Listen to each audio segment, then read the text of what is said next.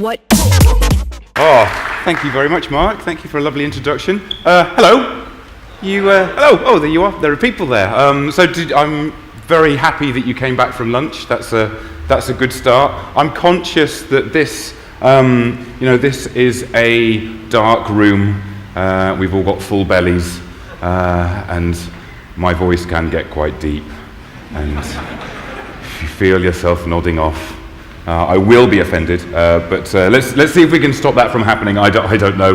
Mine might not be the most visual and beautiful talk of the day, but let's see if we can power through this graveyard shift. Hello, my name is Phil Hawksworth, as Mark, wherever he went, quite rightly said. I don't know about you, actually. I could just listen to Toby all day. I don't know. Yeah, amazing.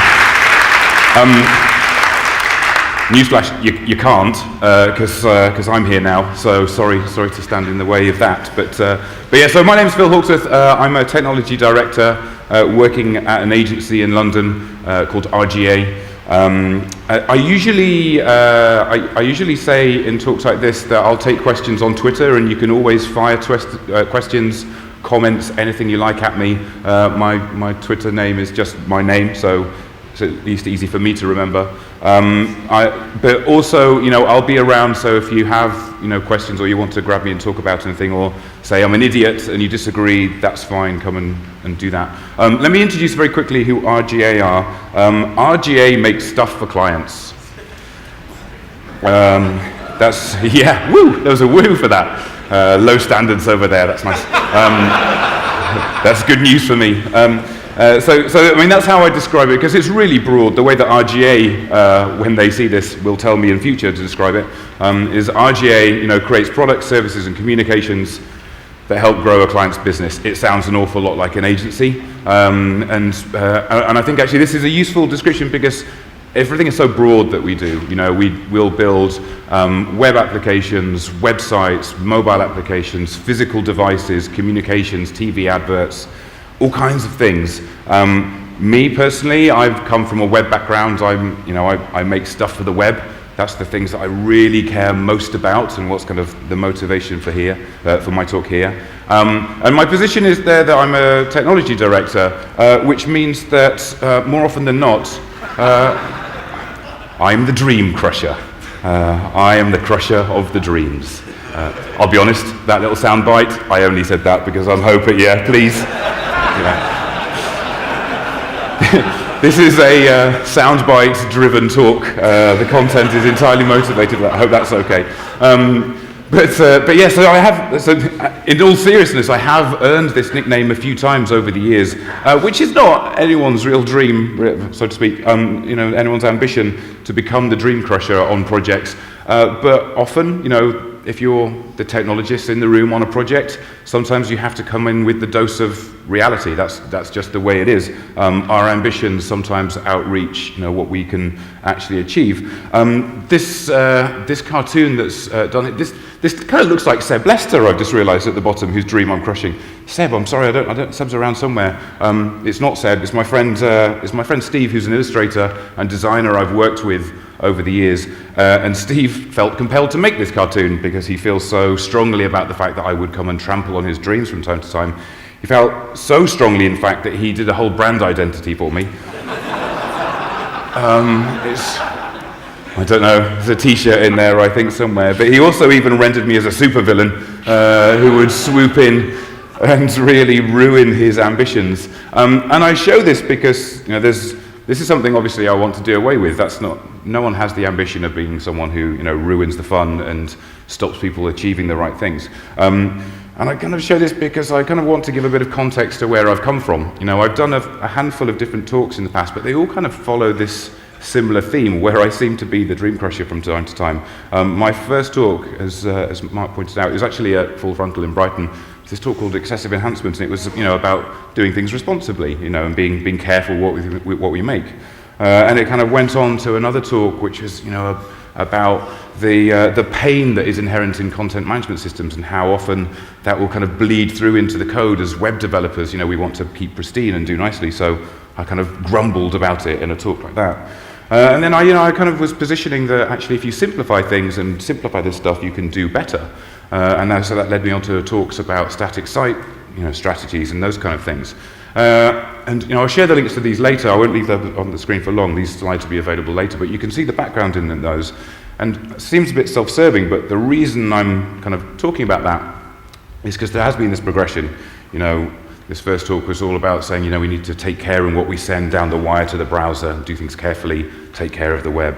And the next one is saying, well, big content management systems can mess up what you do send to the browser, and what strategies are there for simplifying things so that we can do things the right way and send the right things down the wire to the browser. And then kind of building on that, then, well, actually, this old strategy actually to make things static, and that could maybe go much further than we were expecting, give back a little bit of control. But that kind of runs into kind of, limitations. So that's where I'm trying to go at the moment. I'm thinking, beyond these kind of static sites that I'm always banging on about. If you do talk to me in the bar later on, I will bend your ear about that. There are limitations on what we do to go past them. But this theme that runs throughout all of this, ultimately it comes down to something I care deeply about, and that is about, empowerment for front-end developers. And in fact, empowerment and responsibility for all developers. I think we care very deeply about the craft of what we make and how we make it, and it's hugely frustrating when tools and processes get in the way and kind of stop us being able to do that. So something I'm always fighting for is this opportunity to making things simple. That's a dangerous expression. The word simple on there is a very easy one to bandy about, and we need to be a little bit careful about it. I think maybe a better way to phrase this would be making things less complex. Sharon earlier on gave a fantastic talk where she talked about empowering people and about empathy. And there are lots of different ways to empower people and lots of different ways to hinder people. I think complexity can be a barrier. It can be a huge barrier. And conversely, simplicity can be an enabler. When we think about what we want to make, how we want to bring things to life, I'm all for simplicity. So that brings me to this talk, to dodging bullets, which by the way, I saw the poster for outside and I absolutely love. I didn't realize I was going to get film branding. I thought long and hard about this title. And the first thing, obviously, I wanted to do was make sure I had the longest title in the running order, because that way it would take up the most space and make me look much more important. But dodging bullets, microservices for fewer sleepless nights, that doesn't seem to mean very much. And so I'm really thinking about, how do we use, other people's infrastructure with these microservices? How can we do that? So started playing with other people's plumbing, Microsoft, and that's just a horrible expression, other people's plumbing, not very pleasant at all. I moved on from there quite quickly, functions as a service, because that's kind of what we're talking about a little bit here. Functions as a service, fast for fewer sleepless nights, which of course brought me immediately to the Fast and the Furious. No, really, this is the direction we're going. By the way, how lovely is it that Vin Diesel gets a lovely little tiara out of that? That's just a delightful side effect. But this is working out quite well for me already, because this is my first time at Beyond Tellerrand, and this is a wonderful event, and I'm determined to come back again and again. So this title affords me the opportunity to come back year after year after year. How many are there in this franchise? There are dozens of them. I don't know, it feels like I can squeeze enough out of this title, even if you've all gone home, in, 2030, by the time I've finished doing this. Anywho, all of this comes back to the point of, what are we talking about? And I've been building things for the web for a long time, and once upon a time, life was simple. A website was a collection of static things. We had files, we put them on a web server, and a web server did a great job of distributing that to whoever came along to look at that. But if we unpack things a little bit more and see how a website works now, it's a little bit different to that. We've probably got some views that we render, and those are probably determined by some kind of routing that happens depending on the URL that we've hit. And those routes will probably be populate the templates based on some kind of application logic, which might be digging into some kind of database or some content store or something else. And we'll probably put some kind of caching in front of that so it goes fast. We'll wrap it all up in some kind of a server, and chances are we'll have several servers so that we've got redundancy, and we can do things like load balancing and keep the lights turned on. And then maybe other systems that this integrates with. There might be some content management system somewhere that could be on the same servers, it could be somewhere else. There might be a digital asset management system that has all of your images, your assets, your other resources that you need to include as well. That might live somewhere else in completely different infrastructure. And then there might be other services. There might be pricing services, tax services, fulfillment. There might be e-commerce. There might be all kinds of things that live somewhere else that you need to talk to. We might have external logging systems. This is by no means a specification, and lots of things that you would change about that. But what I'm trying to illustrate is there are lots of moving parts, and to be able to do a good job of this now, you need to have a lot of skills. You need to do a lot of things at the same time. And realistically, you're not going to find any one person that's going to do all of this. We talk about full stack developers, but with this kind of complexity, can everyone be an expert? Anyone be an expert at all of these things? So you're going to end up probably with a big team of lots of people who've got lots of skills that they'll need to bring to bear. By the way, if you want a sleepless night, Google for one-man band and just drift through the images that come back. It's harrowing. But yeah, so you find yourself with lots of people who have lots of different skills that they need. There's a lot of complexity at work here. So if I'm really trying to chase for making things simple, I've recently been going static, and this is not new. As I mentioned at the very beginning, it used to be simpler. And in fact, Aaron Swartz, once kind of popularized this term "bake, don't fry" when he was talking about not serving up responses to requests on a web server dynamically and on demand, but actually pre-baking things ahead of time so you can distribute them. And he was coming from a similar place to where I find myself. He said, I care about not having to maintain cranky AOL server, Postgres, and Oracle installs. This is back in 2002, so not new, but certainly something it chimes with me. I can recognize that. So I've been doing lots of work recently with static sites to kind of reel this in and bring some power back to what I've been doing. But static sites, they're limited. They have a ceiling. But the news is that ceiling is far higher than you might think. You can do a great deal more than you might expect. So, this kind of term of static sites isn't very sexy. It feels limited. And so, people come across this term. This is a more popular term now. People are talking about the jam stack. Or I just realized I did another soundbite. The jam stack. He'll get there eventually. But yeah, the jam stack, is this term. It's describing JavaScript, APIs, and markup, and really it's intended as, another way of describing a static architecture. It's popularized by this guy Matthias Billmann, who's one of the founders of Netlify, and they produce, static hosting. So of course, they're invested in making that seem more appealing and seem more capable. But you often come up against this kind of idea that there's lots of things that you just can't do with that kind of infrastructure. You can't, for instance, have site search. Well, actually, it turns out you can. There are quite a few techniques that you come to that allow you to do dynamically searching the site of your content without a dynamic backend. You can do it with JavaScript. You can do it as a progressive enhancement and use other services to make that happen. So actually, yes, you can. Now, you can't have forms on a static site. Well, again, actually, yeah, that can be fine too. If you work in the right environment, you can find small services that will provide an endpoint for you to post to. So you can actually bring that into the infrastructure as well, bring that to the capabilities of a static site. If you can't have forms, of course, you can't have comments. Well, once again, actually, yeah, that's okay. You can do that. In fact, there are some really nice workflows for creating comments, having comments on what would otherwise be thought of as a static site. And of course, you can't have content management on the static site. Well, yes, and don't get me started on that. You absolutely can. And a lot of these things have been, brought to bear by the kind of tools that surround these kind of approaches. And I've mentioned Netlify already with Matthias. But Netlify really is this static hosting infrastructure that has other services around it. And it intends to kind of reduce the friction of deploying a site, which means that your site can be much more dynamic. And I won't get into too much, well, I will go into some details. What the hell? So now let's look at that just briefly. I talked earlier on about a blob of static assets, but in this world where you're using a tool such as Netlify, and there are a few others that are kind of doing similar things. Very broadly, they produce some build tools, or they host your build tools for you that will output your static site.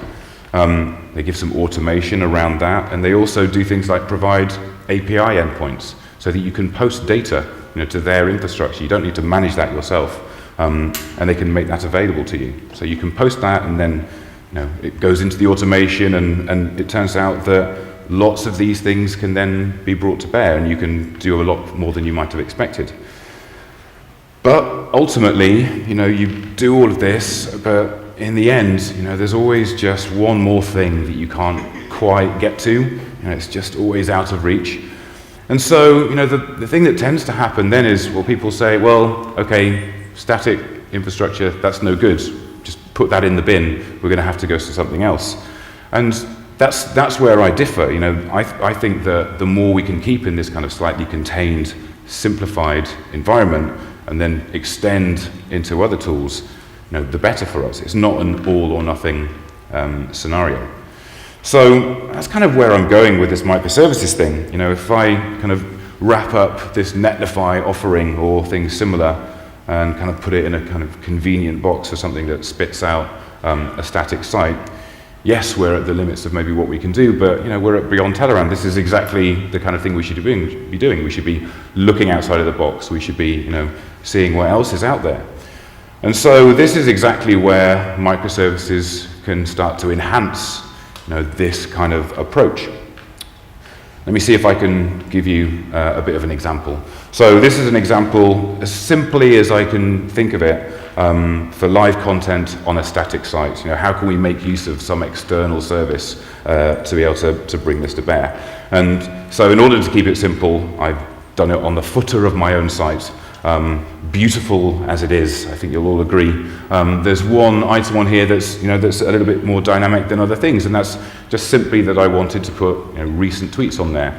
I don't blog as often as I should. I don't want the site to look like it's gone dusty. It's a static site that I have build automation for, but ultimately, I don't have anything that's a heartbeat that's regularly updated. So I thought, why not include my recent tweets? And it's a good thing I did too, because there's gold in there. You want to be able to follow a link to find the kind of things that I'm tweeting about. A little hint, by the way, if you ever do need to do conference calls from home and you have some difficult conversations to do with colleagues, don't have a cat yawning over your shoulder as you're doing it. It removes all credibility. Who knew that? Well, it turns out I'm not the first person to know that. This guy knew that as well. Didn't work out well for him once he got cross. It wasn't good. So returning to the point, how do we make this static site feel very dynamic by having tweets up there all the time? And you might be thinking, well, how could we do this? And you'd be right in suggesting there is approximately 1 gazillion ways to achieve this. There are lots of ways you could tackle it, but as I said, my site is a static site, so the options kind of reduce a little bit. I can't just be going off and querying Twitter whenever someone makes a request to the infrastructure. But as I mentioned, it's a Jamstack, so I've got JavaScript, I've got APIs, I've got markup. What more can I need? So what are the kind of options and considerations for doing this? Well, yes, Twitter give us a JavaScript widget that I could just blob on the page, so it would just pull things in with JavaScript. But I don't love that. It doesn't give me control over the design. It introduces some dependencies. It means that JavaScript has to load, parse, render. I have to pull things in, in the client. And also, the content, the very valuable content, I think you'll agree in that case, isn't part of my page. No search engine's going to find that on my site. So that's kind of invisible. So I kind of discounted that. But of course, another option is I could, I don't need to use Twitter's JavaScript widget. I could just consume the feed myself and render it myself in the front end. Well, again, I've still got those rendering dependencies. I need JavaScript to execute, and it puts things in front of the render. And again, I've got that invisible content. More likely, I'll probably want the content as part of the HTML, but that means I've probably got to have some kind of a dynamic back end. Will the content feel stale if I don't go and run my builds frequently enough? And so this is where something like this can come to the rescue, and I'm going to zoom in a little bit and look at this in a bit more detail. I hope you don't mind lines and boxes after lunch. There's going to be a few, so buckle up. So how does my site work? Well, my site has a blob of content, and it's got a bunch of templates, and I run a build, and it spits out a static site. Everyone okay? Everyone all right? Okay, good. And that's the core of what's going on there. And that's wrapped up kind of conveniently with some gulp and some npm and a few blobs of this and that. And that's what I run in my local development environment. I can run it anywhere, but it's nice and encapsulated. And then it spits out this site, and then I push it up to a hosting environment. And that could be anywhere. Any static host will do because it's just static files. But and so it could be it could be S3, it could be Heroku, it could be all kinds of places. But as I mentioned earlier on, I tend to use Netlify, and one of the reasons for that is I like to kind of, rather than push the output of the build, I like to push the build itself up there. So all of my build goes into a version control repository, and that is itself what is reflected up into this environment, this production environment. And that means that up there in that environment, that's where the build runs now. So rather than pushing the output up, every time there's a change to the repository, the build runs there and outputs the site. It's identical in every way to my environment. And the nice thing is that just with this, I've got a Git-based deployment process. Lovely, feels nice and safe. And then it goes on and does other things like propagating to CDNs, lots of complex things that I don't ever want to touch. That's all kind of managed for me. Fine, so that works quite nicely. But then I want to bring in other content sources, Twitter just being one of them. But let's start with some other things first. There are content providers that I want to consume, rather than just having to author everything in my own local environment. So what about content management systems, as a service? Things like Contentful do a great job of this. They can host their own content management system for me, and I can just consume that data, from their service. Also, their kind of asset pipeline, I can consume that. So what actually happens is when I run my local build, the content gets pulled in from that hosted environment. I stash it locally, I run my build, I output the site. Works nicely. In production, what happens is the same thing. The build runs, it draws the content in from this other service, renders it, and does its thing. So in this environment already, what I've got is, if I make a change to the code, to the design, to the templates, to the logic in my development, commit it to the repository, the build runs, it deploys. If there's a change to the content by me or by anyone else, a webhook is fired, and that's what the production environment is watching, and it just triggers the same build. So now we've got builds and deployments being fired by content changes and by code changes. Really, really nice. Now I'm introducing Twitter. Now I'm introducing that into the mix. And of course, there's Twitter provides an API that I can just draw in as another data source. But the trick is, how do I fire the build? How do I trigger the build? Triggering the build here is the key. Otherwise, I have to do this manually all the time. Well, for that, we need some kind of a watcher. Some kind of a function that lives somewhere that's going to consume the Twitter API, look for the right thing, and then fire this webhook that will trigger the build. That seems reasonable, that seems sensible enough. But the problem is, this is something that needs to stay alive all the time. Now, I need to host this somewhere. This needs to live in an environment that's always going to be up, always going to be running. It needs to be active, maintained, needs to be alive. Call me crazy, is this not just simply a task for if this then that? It feels like I could just lean on someone else's infrastructure. Why would I build something myself?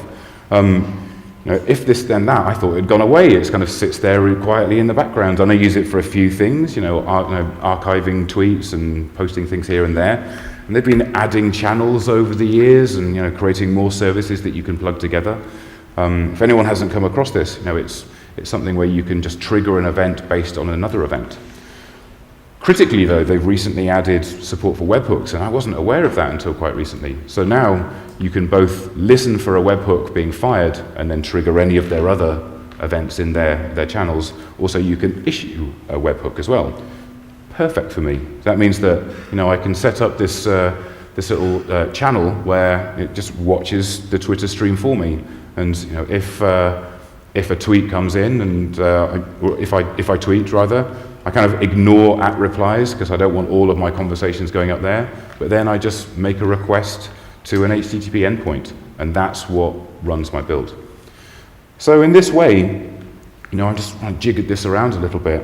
These kind of content sources, you can kind of bulk them all together. A bunch of different sources, some of them are things like Contentful, some of them are Twitter, there might be Instagram, any source that can expose a feed. Ultimately, I can bring that content into my production environment, and I can bring it into my development environment, so I can get at the sources.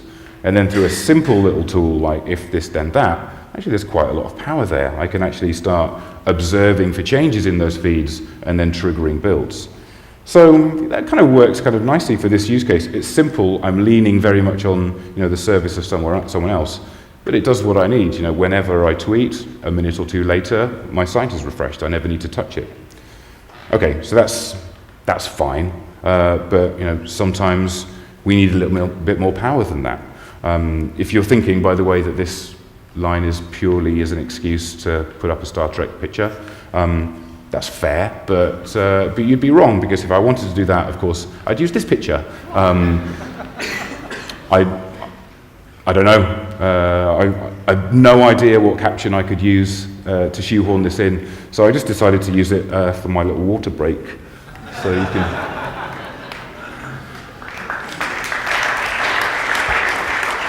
Yeah, me too. I've got so many questions, but there we are. So anyway, where were we? We need more power. We need more control. Something like if this then that. That feels like a hack in many ways, but we're leaning on another service. But we need a bit more control. So when we're thinking about these kind of microservices, now I'm starting to think of this as my kind of server-side logic that is just on someone else's server, some infrastructure that's elsewhere. And so let's kind of simplify this again, and I'll just put a box over that. It doesn't matter what's happening in that box. Let's just think of my static site or any static website that can be served, and then it has some server-side logic that sadly there's no line to it. The two can't coexist. And so a way to get around this is by adding a layer of routing in here. Now I like this very much because it means that lots of requests that come to the site, those just get served by the static site, but there'll be some that can't do the things that can be achieved by a static website or what I've got on that site. And that's the opportunity to use this routing to pass it through to some other microservices or any services elsewhere. And what we're doing here is we're offloading the complexity. I talked about reducing complexity, but I'll be honest, I'm selfish. I only care about reducing the complexity for me. The fact that someone else is hosting something that's very complex and very powerful, that's fine, because as I said before, I'm very happy using other people's plumbing, still not comfortable with the term. And so, this is a process that I kind of like. There are lots of trends toward offloading complexity to other people. If we look at the way that kind of hosting and infrastructure has gone over the years, way back when, once upon a time, it used to be, you used to own all the metal. You used to own the room it lived in, the power supplies, the UPS, the backups, the racks, the networking, the servers that went into the racks. You had to do it all. But then, after a while, you'd rent space in a rack. All of the power supply, the network, and all of those other bits of infrastructure were provided for you. You'd put a physical device into a rack and plug it in, and you'd rent that space. Now, as times moved on, now we're starting to rent, virtual servers. We rent them as software. They're virtualized, and we can rent an entire private server that way. And even more popular now, we're starting to see renting spaces within virtual environments. Things like Heroku and Zeitz now, very, very quick to be able to provision, virtualized environments. And so it feels like the pieces are getting smaller and smaller. And we're getting to the stage now that you're renting CPU time for your function. So you don't need to care about any of the infrastructure that lives around it.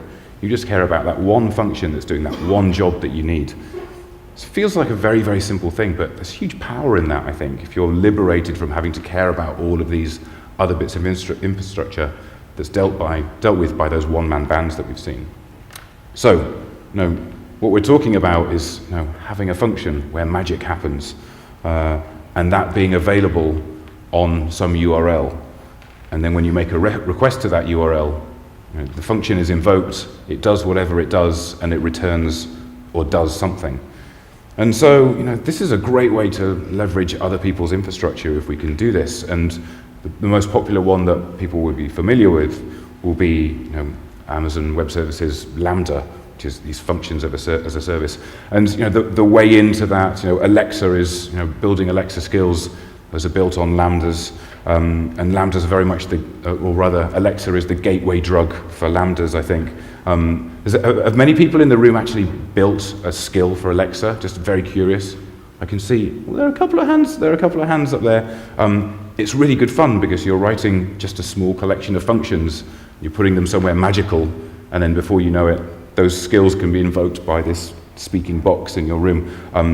My first skill was, of course, mapping a JavaScript object which had the dates in it, which indexed the types of recycling and refuse bins that I'd need to put out. So I could say, hey Alexa, ask Monkey Helper, because Monkey Helper was the name of my skill, which bins to put out. And it tells me which bins are coming up next.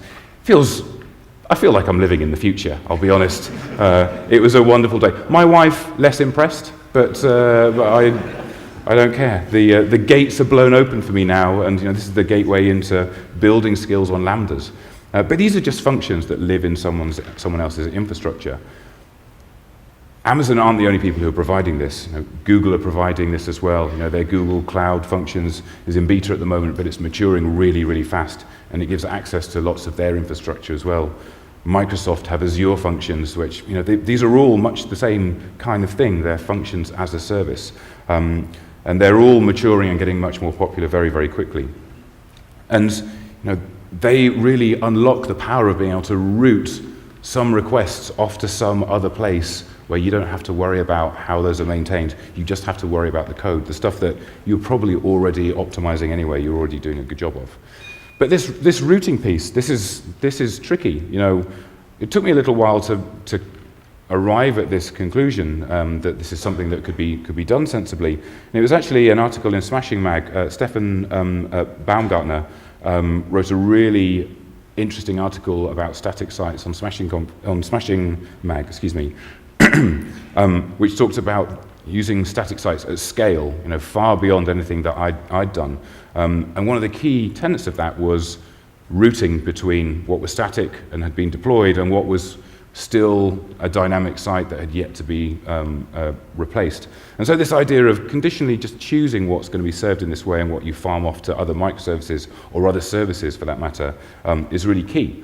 But that can be tricky to do. No one really loves spending their time in Nginx or Apache or wherever else configuring these redirects. And so I kind of was delighted once again by this Netlify service that makes redirects really simple. And I just want to show you a couple of things here that I think are really powerful. It starts off very, very simply. Just a redirects file, by the way, in the root of your static site. And then they'll configure the redirects for you. And this a very obvious, simple example to start with.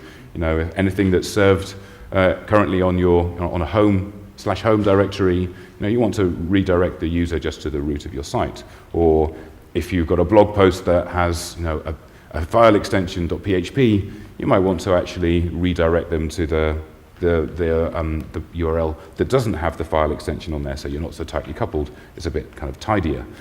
If you're someone like me who once upon a time had their blog on the URL journal because you thought it sounded learned, when you changed your mind and went back to saving it as blog, you didn't want all of those links that were out in the wild linking to something on journal to not exist anymore, so you can provide the redirect that way.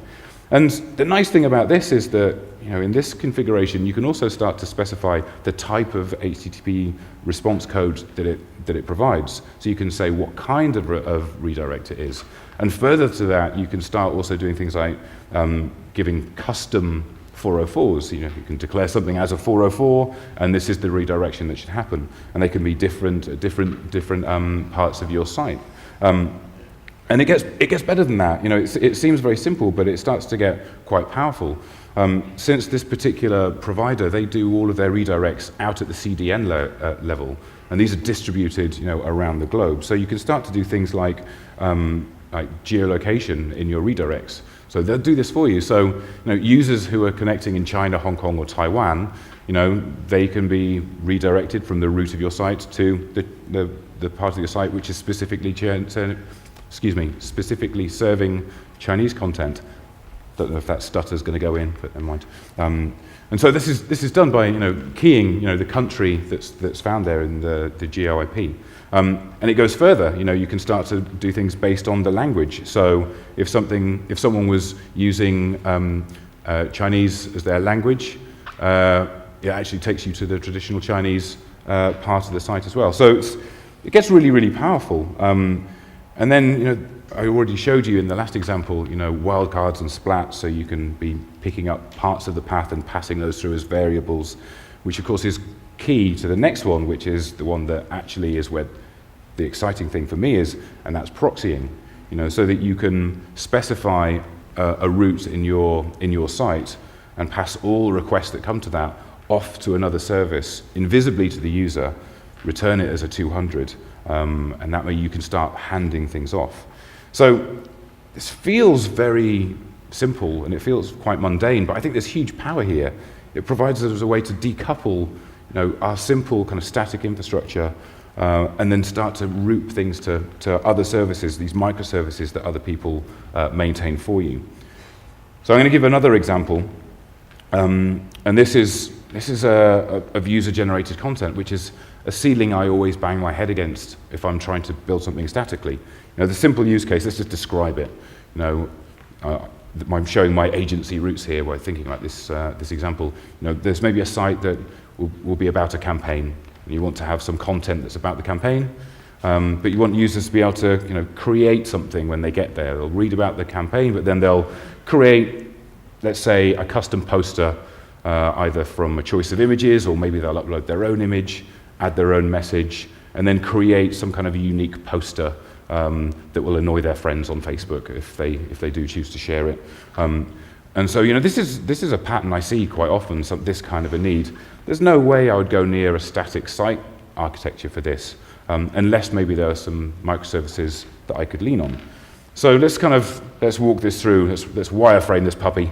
You know, let's just look at the flow a little bit more. So, you know, I mentioned there's a home page, there's some kind of landing content. There's always going to be some kind of about page, some terms and conditions, some other boilerplate, some legals, whoever knows what else, those kind of pages. Might be a page specifically about this campaign, teasing what you can do, and then some kind of call to action for you to make your own bit of content. And then a page that, you know, provides the UI to do that, where you can upload your image, you know, choose an image, enter your content, manipulate it, and then hit the magic button that then creates that asset, creates a URL that it lives on, so that you can save it, share it, do whatever. Actually, when we look at that, the majority of that is static. You know, at first glance, it felt like it was going to be, you know, complete no-go. But actually, you know, really, everything up to here, even up to the creation of that asset, that's all just the same. There's no difference for any user. They're all exactly the same thing. They're static. Yes, they're manipulating, you know, the content in that creation page, but we're just talking about a form, really. And then on from that, you know, where you post to, where that endpoint is, where the data is consumed, what generates the output, that's the thing that's dynamic. So, you know, let's see how that works then. That's fine. It feels like we can have routes for the home, for the about, for the campaign, for the create page, all routing straight to the static site, and they just serve the static pages, serve the static assets. But then, you know, requests maybe posting to the URL poster, or doing a GET request to poster with an ID that's been returned from previous generation. Those are the kind of things that we'd route off to our function as a service. And that's where the mechanics can happen. That's where we can generate the image assets, we can stash those image assets somewhere, and we can serve the specific poster, the specific request that's being asked for that's different to all of the others. So this feels like a very clean separation where actually the number of things you'd have to maintain, they're just code. There's no real infrastructure that you really have to maintain and own with that. So this kind of separation seems to be working out quite nicely. Now, managing Amazon Web Services can sometimes be a little tricky, is how I'd summarize my experience. It can be tricky. It can be really painful at times, and it's you can find yourself in a rabbit warren of documentation. And if I started off at the beginning of this talk saying simplicity is the key, you might be saying, well, AWS isn't that simple. But the good news is that there are tools to help us now. There are lots of things on their way.